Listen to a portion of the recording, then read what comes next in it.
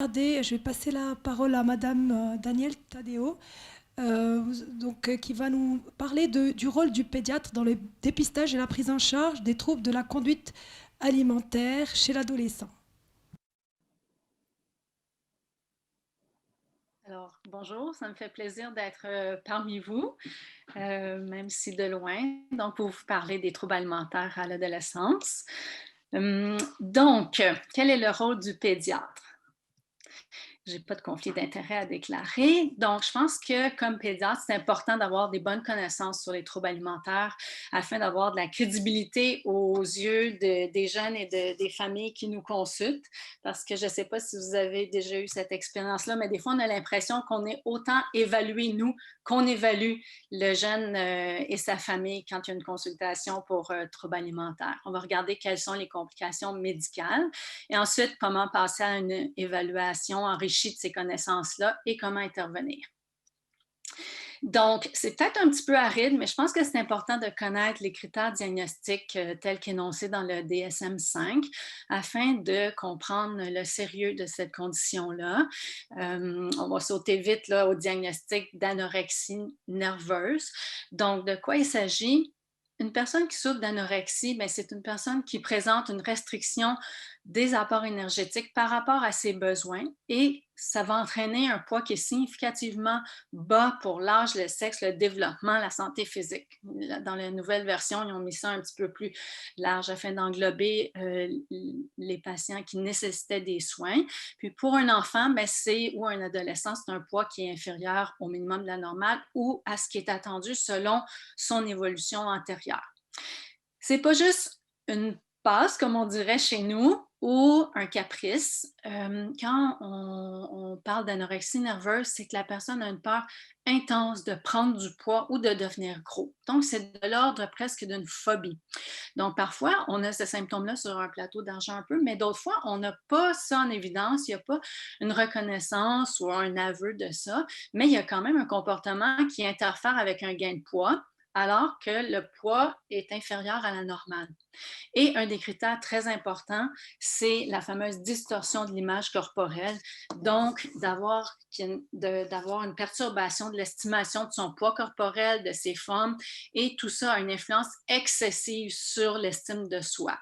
Donc ça, c'est le critère classique, mais encore là, parfois, on n'a pas ça comme symptôme avoué, avéré, mais il y a seulement un déni de la gravité de l'amaigrissement. Donc ça nous aide au niveau de notre diagnostic différentiel.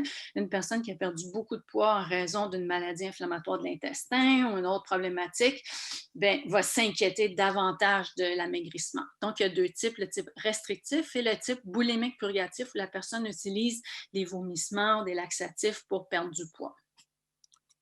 Pour la boulimie, on parle d'épisodes récurrents de crise de boulimie. Donc, c'est la consommation d'un temps qui est vraiment limité, souvent rapidement, d'une quantité de nourriture qui est largement supérieure à ce qu'on prendrait dans un temps similaire. Donc, c'est pas seulement, dans le fond, on tombe un petit peu dans un dessert qu'on aime davantage, en regardant un film, on mange un petit peu plus que prévu, c'est plus que ça, puis un sentiment de perte de contrôle qui est vraiment intense et désagréable.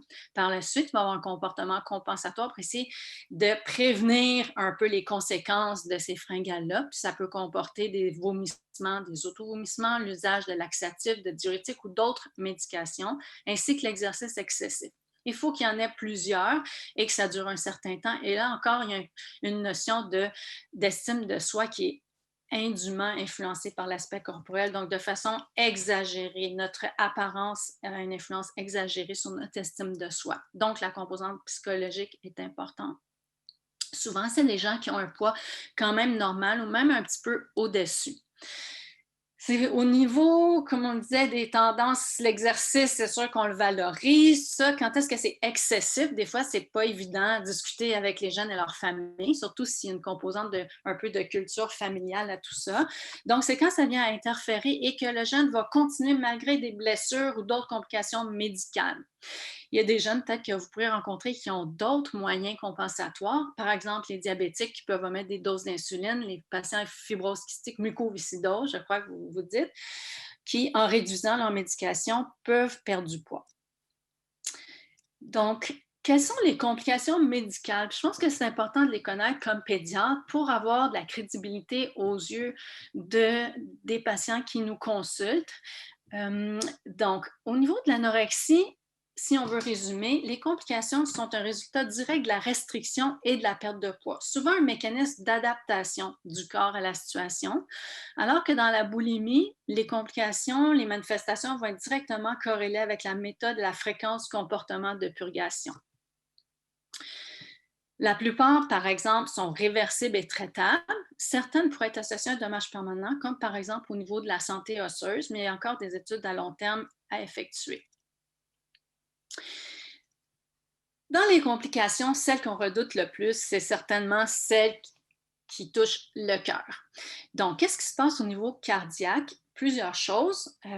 Si on fait des radiographies pulmonaires, vous allez pouvoir voir une réduction de la silhouette cardiaque, donc une réduction de la masse cardiaque, mais celle qu'on redoute le plus, c'est la bradycardie sinusale qui est fréquente et qui est due à une diminution du métabolisme basal. Puis le corps est tellement bien fait pour diminuer le travail cardiaque, il va battre plus lentement. L'hypotension artérielle est assez fréquente et surtout de façon orthostatique. Donc, ça, c'est à aller chercher comme symptôme parce que les patients, les jeunes, souvent, ça va avoir commencé par une bonne intention. On veut perdre du poids pour être plus en santé, être plus en forme. Puis finalement, ben, ils disent quand ils viennent nous consulter, souvent, c'est plus les parents qui sont inquiets que les jeunes, donc ils se sentent quand même bien. Mais on dit, oh, mais quand tu te lèves, est-ce que des fois tu ressens des étourdissements quand tu te lèves rapidement? Tout ça, il faut vraiment aller chercher les symptômes pour essayer de leur faire reconnaître qu'il y a un problème maintenant quand ils sont rendus face à nous. Donc, tout ça, c'est inquiétant. On va voir que c'est un critère d'être hospitalisé si on a une bradycardie qui est en dessous de 50 battements à la minute. Mais ça va rentrer dans l'ordre. On a la chance de travailler avec des adolescents le plus souvent en bonne santé. D'autres complications peuvent arriver, par exemple l'épanchement péricardique qui est retrouvé assez souvent, mais qui n'a pas de conséquences de répercussions au niveau fonctionnel. Travaillant avec les enfants, on peut un peu se dire qu'il faut être un petit peu plus intense au niveau de notre traitement parce qu'il peut y avoir des répercussions au niveau de la croissance. Donc, si la maladie dure trop longtemps, on peut avoir un potentiel de croissance qui va être compromis. Mais heureusement, la plupart du temps, c'est possible de se rattraper. Mais ça, c'est important de faire la différence avec les adultes que pour un enfant ou un adolescent, d'avoir une stagnation pondérale et éventuellement de la croissance est aussi grave qu'un adulte qui perd du poids. Donc, il ne faut pas nécessairement attendre une perte de poids importante pour intervenir. L'aménorrhée ou arrêt des menstruations, ça, c'est un signe aussi qui peut nous aider quand, encore là, on est en face d'une adolescente. Je vais parler au féminin parce que ça touche 9 on retrouve 9 filles pour un garçon dans les troubles alimentaires, en particulier l'anorexie. Donc, encore là, si on a quelqu'un qui se dit sans problème, encore plus en forme, on dit mais comment ça se fait si tu te sens aussi bien que tu n'as pas de menstruation depuis 6 mois, depuis 1 an. Donc, le corps est bien fait encore là, j'explique aux familles, mais si on a de la misère à répondre à nos propres besoins, bien, c'est salvateur pour une femme de ne pas pouvoir devenir enceinte. Donc, c'est une dysfonction hypothalamique qu'on retrouve avec des FSH, LH abaissés, les estrogènes aussi. Puis même si on fait une échographie pelvienne, on va voir que l'utérus et les ovaires peuvent être plus petits. Donc, c'est dû à la perte de poids. Parfois, s'il y a un exercice qui est excessif, ça peut contribuer aussi. Puis on se dit peut-être qu'il y aurait des facteurs psychologiques, de stress, etc., qui pourraient entrer en ligne de compte. La complication qui peut ne pas être réversible, c'est la diminution de la densité osseuse. On sait qu'on a jusqu'au début de la vingtaine pour emmagasiner notre capital osseux. Donc, si la maladie dure trop longtemps, si elle a commencé précocement, si on se maintient un très faible indice de masse corporelle, bien, il peut y avoir une diminution de la densité osseuse avec ostéopénie. Donc, si l'aménorrhée dure plus de 6 mois, on est à risque aussi. Et il faut faire attention aux jeunes qui n'ont pas encore eu leur menstruation parce que c'est sûr que l'aménorrhée, c'est une sonnette d'alarme. Mais si on est face à une jeune, surtout les jeunes adolescentes, qui n'a pas encore eu sa ménage, ça peut passer un peu sous le radar de vérifier la santé osseuse, puis elles sont quand même à risque de développer de l'ostéopénie. Des apports faibles en calcium, vitamine D, Dr. Tounian tantôt en parlait, c'est facile d'en manquer. Donc, s'il y a une réduction au niveau des apports nutritionnels en général, et c'est certain que, par exemple, chez nous, on prend un petit peu plus de produits laitiers au niveau de lait qui est enrichi en vitamine D que chez vous, mais quand même, c'est les mal-aimés au niveau de ceux qui commencent à suivre un régime et qui ont un trouble alimentaire. L'activité physique est excellente pour les os, mais si on est en état de nutrition et d'amaigrissement, mais ça n'aidera pas du tout. Donc, c'est quand même assez fréquent et il y a un risque réel de fracture. Finalement, quand on regarde à vie, 60% plus de risque si on a souffert d'anorexie d'avoir des fractures que si on n'en a pas souffert et ça peut être irréversible. Donc, qu'est-ce qu'il y a à faire pour ça? C'est prévenir, dans le fond, les facteurs qui contribuent à ça. Puis le traitement, c'est vraiment d'axer sur un gain de poids, un rétablissement nutritionnel et le retour des menstruations. Donner des suppléments, c'est même pas prouvé que ça peut aider, mais on le fait quand même. Puis, il ne faut pas compter sur les hormones pour faire des miracles au niveau de la densité osseuse. Au niveau de la peau, ce n'est pas une complication, une manifestation qui nous inquiète comme médecins. Par contre, c'est ce qui peut déranger l'adolescente. Donc, dans notre approche motivationnelle et de faire réaliser qu'il y a vraiment un problème, ça peut être très utile de mettre ça en relation avec le comportement qui est vécu. Donc, on peut voir un lanugo qui est un fin duvet dont je vais vous montrer une photo tantôt, la peau très sèche, perte de cheveux. Ça, c'est quelque chose qui peut déranger énormément les adolescentes. Puis on leur dit, même s'ils s'achètent tous les produits qu'il faut, ça ne changera rien. Il faut que ça vienne de l'intérieur, comme je leur dis. Là, ils peuvent avoir un teint caroténémique parce que le métabolisme carotène est diminué et elles aiment les légumes. C'est une clientèle qui aime beaucoup les fruits et légumes. Donc, ça peut donner un teint caroténémique. Ils vont avoir une acrocyanose, des ongles plus fragiles, des callosités qui sont un signe de vous sur le dos de la main, de l'automutilation malheureusement et des plaies de pression si un amaigrissement trop important. Donc, quelques exemples. Le signe de Russell qui est dû à l'incisive qui va causer une coupure au niveau du doigt qui est utilisée pour se faire vomir, puis on voit une fois qu'il y a le processus de guérison. Voilà des exemples de lanugo et de teint caroténémique. Donc ça fait un petit peu sourire les patientes. Donc, on sort de l'examen physique pour enseigner un petit peu les conséquences là, de leur conduite.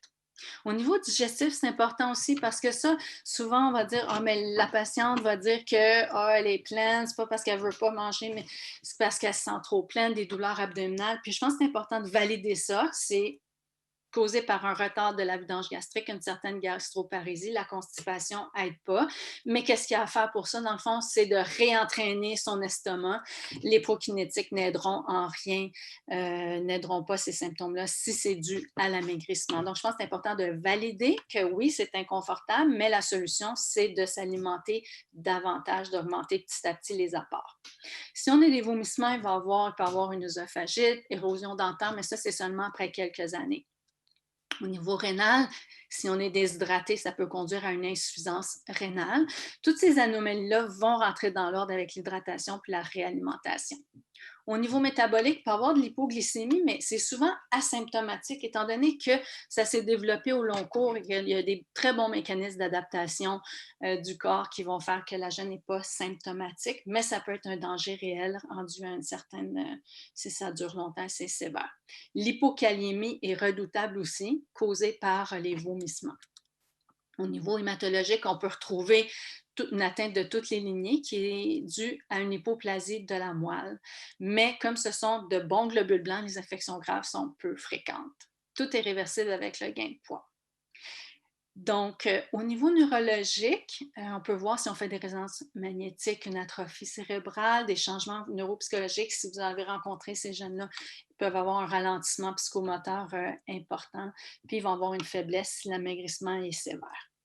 Donc, enrichi de toutes ces connaissances, on peut rencontrer l'adolescent et faire son évaluation. Donc, l'anamnèse, la raison de consultation, c'est vraiment intéressant de demander à l'adolescent qu'est-ce qui t'amène ici? Je fais un petit jeu de mots, je fais exprès pour dire ça parfois, parce qu'on peut avoir la réponse, bien, c'est ma mère ou c'est mon père, parce que ça arrive régulièrement que les jeunes ne souhaitent pas tellement venir à la consultation, ils viennent parce que les parents sont inquiets. Déjà, on sait qu'on va avoir un défi supplémentaire. Les antécédents personnels au niveau de la santé physique et psychologiques sont importants à recueillir, ainsi que les antécédents familiaux, parce qu'il y a quand même une composante génétique aux troubles alimentaires. Donc, est-ce qu'il y en a dans la famille ou d'autres maladies mentales? Est-ce qu'il y a eu des médicaments, des vitamines ou produits naturels qui ont été pris?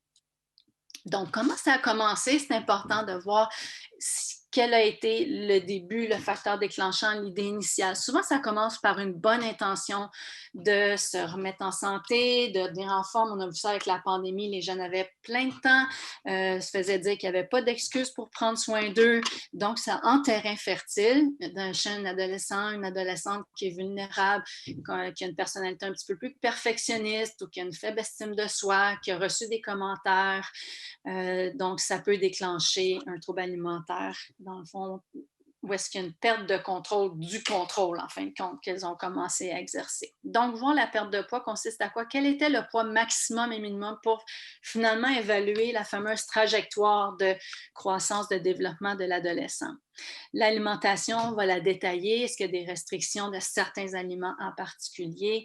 Est-ce que des fringales calculent de calories ingérées et dépensées? Donc, des fois, je leur dis, ils ont une calculatrice intégrée. Est-ce qu'il y a des autovomissements laxatifs? Puis au niveau des activités physiques, bien, c'est de voir qu'est-ce qu'il y en est. Est-ce que ça, c'est une autre chose avec la pandémie, aussi qu'on a vu des jeunes qui ont été privés des activités qu'ils aimaient au niveau sportif, des équipes sportives, ça a beaucoup bouleversé, puis qui ont voulu continuer à s'entraîner d'une autre façon, puis là, qui sont allés à l'excès. Donc, l'activité physique qui est programmée, planifiée, mais il y a une agitation aussi psychomotrice qu'on retrouve. Donc, c'est des jeunes qu'on va retrouver vraiment debout, avoir des comportements qui eux-mêmes savent, réalisent qu'ils ne sont pas normaux. La fameuse distorsion de l'image corporelle est à aller chercher, mais il faut faire attention, ça peut ne pas s'exprimer de la même façon chez la fille que le garçon. La fille qui va se voir plus grosse qu'elle est, puis qui recherche la minceur. Le garçon, peut être plus au niveau de la masse musculaire et ça va être exprimé différemment.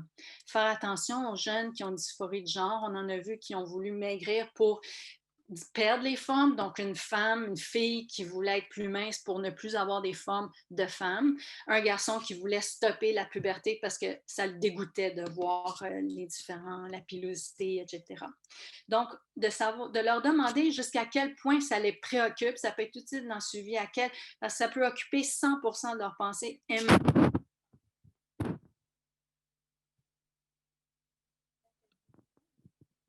Ça va être aller chercher surtout par l'information collatérale auprès de la famille. Grand intérêt pour les recettes. Ils cuisinent, mais souvent en faisant manger les autres plus qu'eux-mêmes. Ils vont s'isoler davantage pour manger. Ils vont se peser fréquemment, plusieurs fois par jour. Ça devient vraiment une obsession. Quand on les voit, ben, on les questionne sur tout ce qu'on a vu ensemble tantôt. Donc, puis ça nécessite une revue des systèmes détaillée pour justement aller chercher les petites choses qui pourraient les déranger ou qui pourraient les aider à faire des liens entre leur comportement et ce qu'ils vivent, ce qu'ils présentent. Et ça, c'est une force qu'on a, c'est un avantage qu'on a comme pédiatre par rapport aux gens qui s'occupent plus de la santé mentale, de pouvoir donner mettre du concret à ce qu'ils vivent et aux conséquences. Donc, tant au niveau des symptômes qu'on va aller rechercher de façon précise qu'à l'examen physique. Je ne sais pas si vous connaissez, nous, en médecine d'adolescence, on aime bien l'acronyme HEADS pour aller faire une petite évaluation au niveau psychosocial. S'il n'y a pas de problème, ça prend quelques minutes, mais sinon, ça peut nous permettre de faire un bon tour de ce qui se passe avec le jeune à la maison. Donc, voir la relation avec les parents, qui souvent, avant, pouvait être bonne, mais qui est modifiée par le trouble alimentaire. Parfois, par contre, on peut retrouver une dynamique familiale qui était difficile, des relations difficiles entre l'ado et ses parents. Au niveau de l'école, souvent, ça va être préservé au niveau du rendement scolaire, mais quand même, on peut leur demander, est-ce que tu mets plus de temps à faire tes devoirs, tes études? Puis là, on va voir qu'il y a une diminution de la concentration. Le A pour, donc l'acronyme AIDS, le A pour activité affect-amie. Donc, on peut voir que les activités vont être vraiment réduites, restreintes, souvent activité physique, consulter des sites de recettes, par exemple, ou d'entraînement. Au niveau de l'affect, souvent, il va y avoir de l'anxiété. C'est un facteur de risque d'avoir une vulnérabilité anxieuse, mais il va y avoir aussi de l'anxiété due aux troubles alimentaires, des symptômes dépressifs. Il faut aller chercher les idées suicidaires qui peuvent être assez fréquentes. L'isolement social est une conséquence aussi à aller rechercher.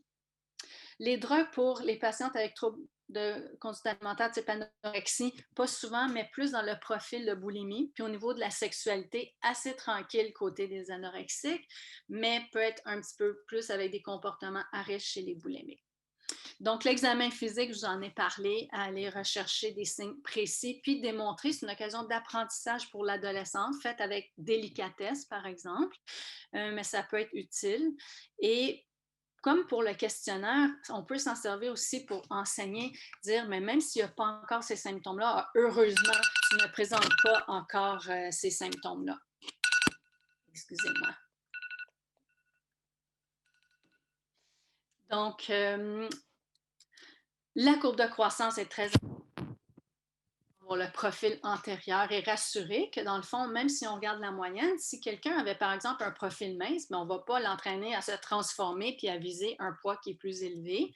Par contre, c'est un petit peu plus compliqué chez ceux qui avaient un IMC qui était plus élevé de les rassurer puis dire qu'on va les conduire à bon port, mais on les rassure de notre soutien dans toutes les étapes du rétablissement.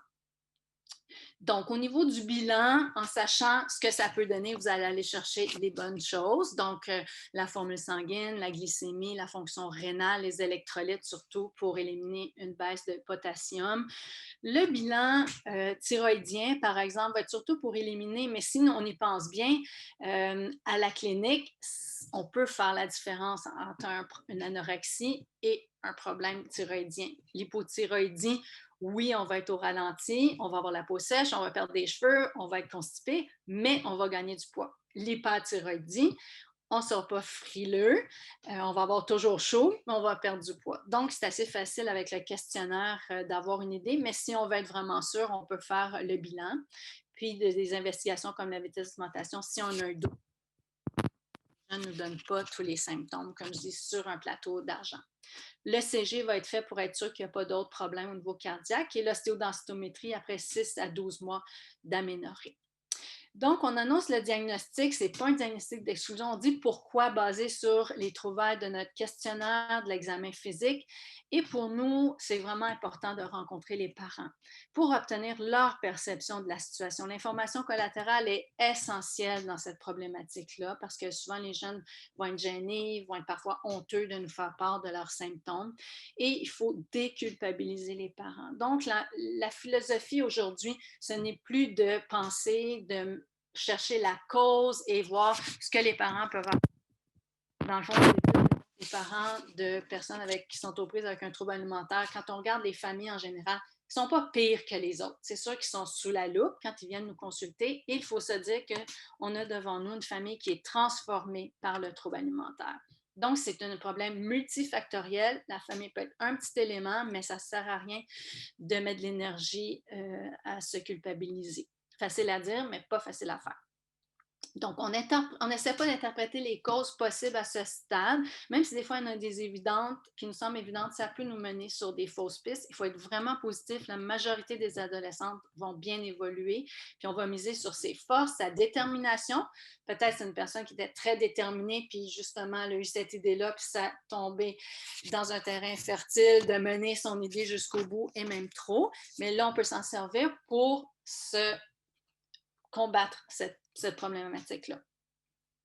Et les forces de ses parents aussi. Donc, les principes de traitement vont être se baser sur l'approche motivationnelle, mais à l'intérieur de certaines limites de sécurité et l'approche familiale. Il faut reconnaître le désordre puis essayer de rétablir une santé physiologique, une stabilité physiologique rapidement, parce qu'on sait que ça va aider au niveau des symptômes, même psychologiques, des obsessions que l'adolescente va avoir. Essayer d'établir une relation de confiance, mais on peut quand même se dire qu'on ne pourra peut-être pas s'entendre sur tout, qu'on n'aura pas tout à fait les mêmes objectifs à tout moment du traitement.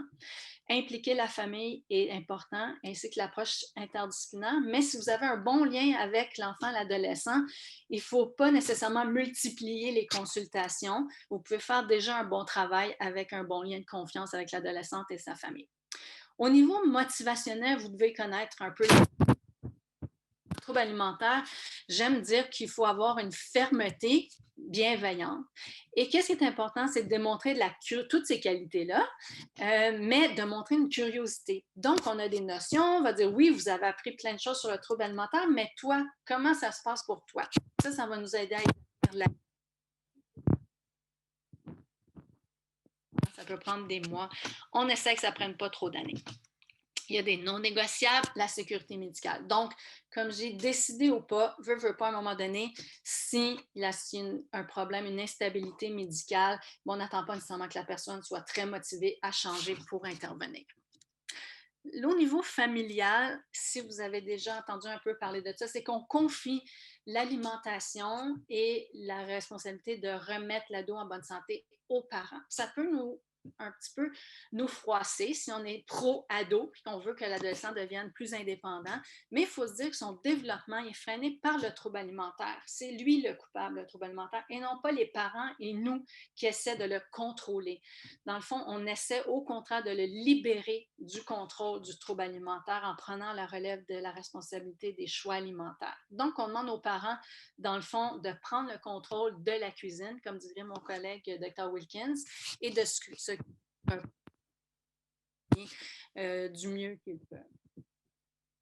Donc, je vais mettre ça, j'en vais passer par faute de temps. Là, si jamais vous voulez avoir la documentation, je peux vous laisser les diapos, mais il faut être à ce moment-là, pour être à l'aise avec cette philosophie, cette approche-là, se dire qu'on on a à blâmer ni l'ado, ni les parents. On se dit que les parents sont experts de leur enfant. Ils le connaissent depuis 14, 15, 16 ans. Nous, on est les experts de la maladie. Donc, si on se met ensemble pour intervenir auprès de l'ado, c'est gage de succès, pas dans tous les cas, mais quand même encourageant. Il faut respecter l'ado sans négocier avec le TCA, le modèle de la maladie, par exemple, aussi peut nous aider. Si l'ado avait un diabète, puis qui refusait, disait non, maintenant, je n'ai plus le diabète, je n'ai pas besoin d'insuline, je n'ai jamais eu de problème avec ça, est-ce qu'on le laisserait faire? Non. On dirait, ben là, on va t'aider, on va prendre un petit peu la relève de tes traitements, étant donné que toi, tu as de la difficulté à prendre les meilleures décisions pour toi. Donc, on focus sur les symptômes, puis on s'attarde aux autres enjeux un peu plus tard. C'est sûr qu'on ne ferme pas la porte, par exemple, il faut être vigilant s'il y a des choses inquiétantes qui surviennent, des abus physiques, sexuels, de la violence.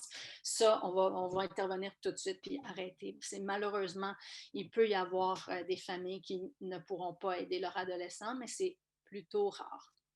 Donc, les étapes de la Family-Based Treatment, finalement. Mais je vous dirais que même si c'est pas, bon, ça veut peut-être ça a été manualisé, l'approche, on peut l'utiliser comme pédiatre, la philosophie de soins derrière l'approche familiale. Donc, si jamais vous êtes intéressé, il y a des vidéos pour aider les parents. Puis les parents disent, mais c'est bien facile que vous me disiez que c'est moi qui est responsable, mais elle ne veut pas, il ne veut pas. Bon, mais comment on arrive à pour les parents aussi, utiliser un peu une approche motivationnelle, les accompagner d'une façon soutenante, les aider à traverser, dans le fond, les pics d'anxiété. C'est sûr, il y aura beaucoup d'anxiété avant le repas, pendant le repas, après le repas. Donc, les parents peuvent aider aussi. Des fois, ils peuvent se transformer un petit peu. Tadeo, vous avez 1 minute, s'il vous plaît, pour conclure. On a dépassé largement le temps. J'arrive à la fin. Oui, d'accord. Donc, vous pourrez aller voir ça. Donc, le pédiatre, c'est important de suivre le poids, la croissance et d'ajuster, dans le fond, le plan alimentaire pour que ces objectifs-là soient atteints. Mais c'est une approche où est-ce qu'on veut faire confiance aux parents. Donc, pour établir les objectifs de poids, on suit la courbe de croissance, puis vous pourrez vous référer à un article qui est paru pour essayer de trouver le poids, mais on ne parle pas de ça d'objectifs dans les premières rencontres. On suit l'adolescent, ses signes vitaux selon est-ce qu'il y a une inquiétude à ce niveau-là, au niveau psychologique, est-ce que la situation familiale est intenable, même parce qu'on demande beaucoup aux parents. Et si on a des indices suivants, ben, on va se dire peut-être que là, il faut hospitaliser pour une courte période, donc un rythme cardiaque en bas de 50, une hypotension, un épuisement, des désordres électrolytiques, une perte de poids rapide, un reflux, s'il y a une situation ou s'il y a vraiment des idées suicidaires ou un risque suicidaire. Donc, je vous remercie. Je suis désolée, j'ai dépassé un petit peu là. C'était difficile. Je vais pouvoir répondre aux questions un petit peu plus tard.